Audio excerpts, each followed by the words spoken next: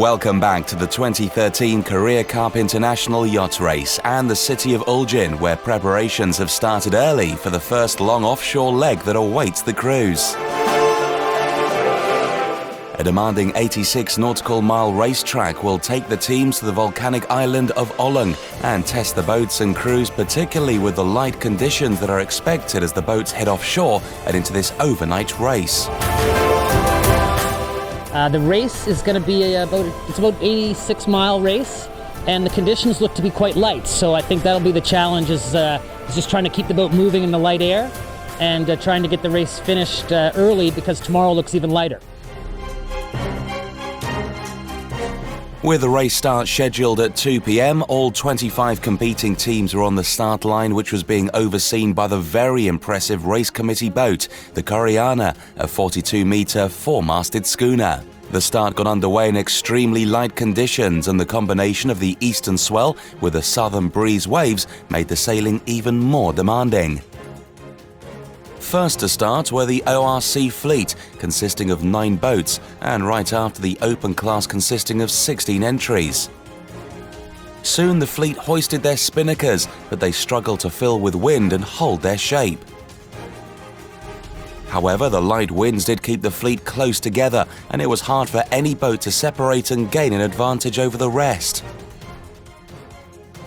Crews were patiently reserving their strength for the long night which lay ahead, and all crews' movements were kept to a minimum to maintain the momentum of the boats.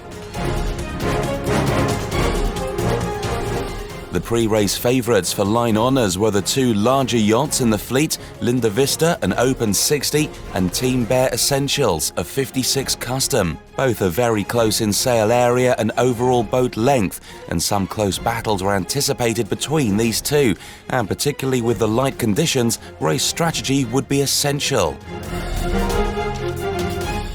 The crew of Linda Vista eventually broke free and set the pace with an early lead, soon leaving the rest of the fleet behind and following a more northerly course where they sought out a better breeze while the rest of the fleet sailed higher.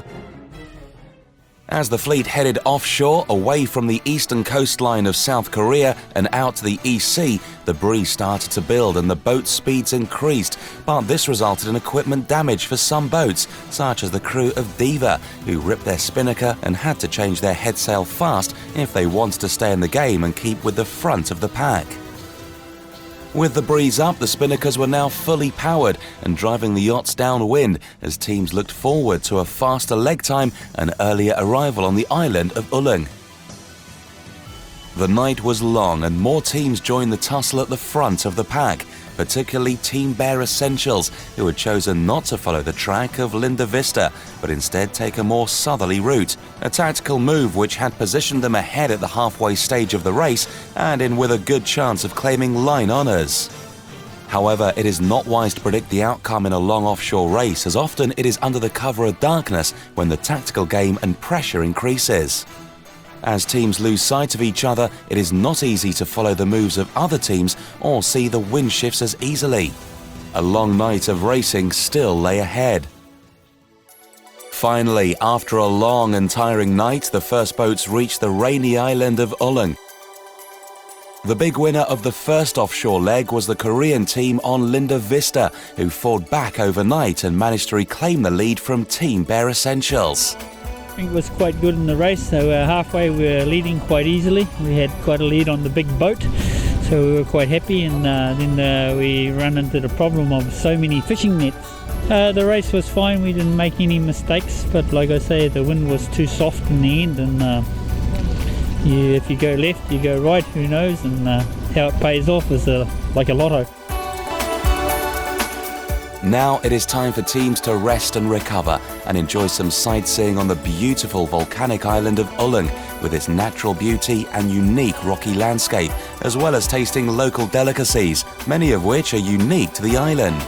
Stay tuned for more action and the inshore race in Ulleung Island on Monday.